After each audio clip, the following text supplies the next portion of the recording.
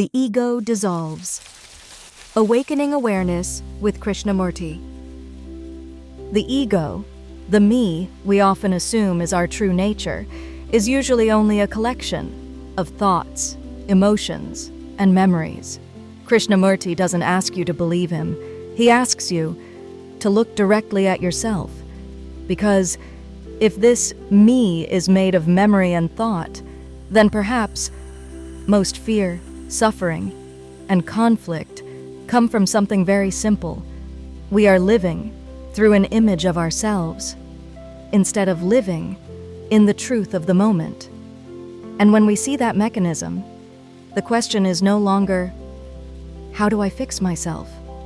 But, can I observe the ego without becoming it? Part 1. What is the ego?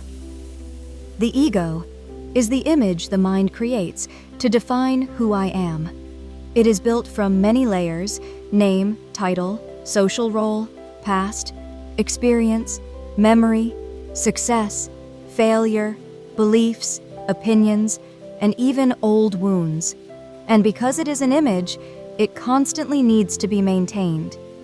You can see the ego at work very clearly. When someone touches your pride, a reaction arises. Don't talk about me like that. When someone is above you, there is comparison, jealousy, or inferiority. When someone doesn't acknowledge you, there is a sense of lack, of falling, of being threatened. Krishnamurti points out that the ego operates through division: me and you, us and them, right and wrong, success and failure, good and bad, and from division, conflict becomes almost unavoidable. Because the ego always wants safety, always wants certainty, always wants to become something. But that very urge to become is a prolonged form of insecurity. Part 2. Recognizing and stepping back from the ego. Krishnamurti does not advise destroying the ego through willpower, because if you say, I will destroy the ego, that I is still the ego acting. Instead, he speaks of something else. Recognize and understand the ego through observation. Observe it as it is happening. When you feel triggered, when you feel hurt, when you want to react, when you want to prove yourself, when you want to win. And the most important thing, observe without judgment. Meaning, you don't say, anger is bad. I must not be angry. You simply see, there is anger. There is hurt. There is fear. There is a need for recognition. You don't chase it. And you don't suppress it. And here is Krishnamurti's key point. If I say, I am angry, I separate me from anger, and the inner battle begins. But if I look directly and see that anger is a movement of thought, memory, reaction, then division lessens.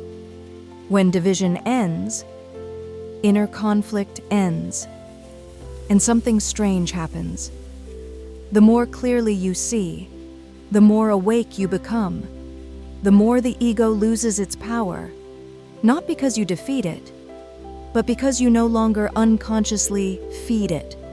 Krishnamurti calls this quality of seeing choiceless awareness, seeing everything as it is, not choosing this, rejecting that, just seeing. Part 3. The opening of awareness. When the ego no longer dominates, a different state of awareness opens. Not excitement, not a peak experience, but a quietness and a clearer inner space. Because the greatest interference has lessened. The me, constantly interpreting everything through the past. When the me settles, you see things without distortion from old wounds, prejudice, fear, the need to become. From this clear seeing, insight arises as a natural consequence. And when the mind becomes quiet from the ego's self-centered movement, a different quality of living can be present. Lighter, wider, with less conflict. Part 4. Meaning in daily life. Living with this awareness. You still work, you still carry responsibilities, but action no longer comes from fear or from the need to protect an image.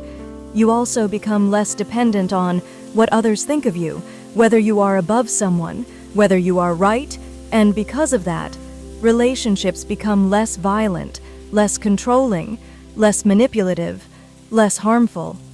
For Krishnamurti, freedom is not the freedom to do whatever you want. It is freedom from the domination of old thought, from the conditioning of memory, from the me that is endlessly becoming. And that freedom is not in tomorrow.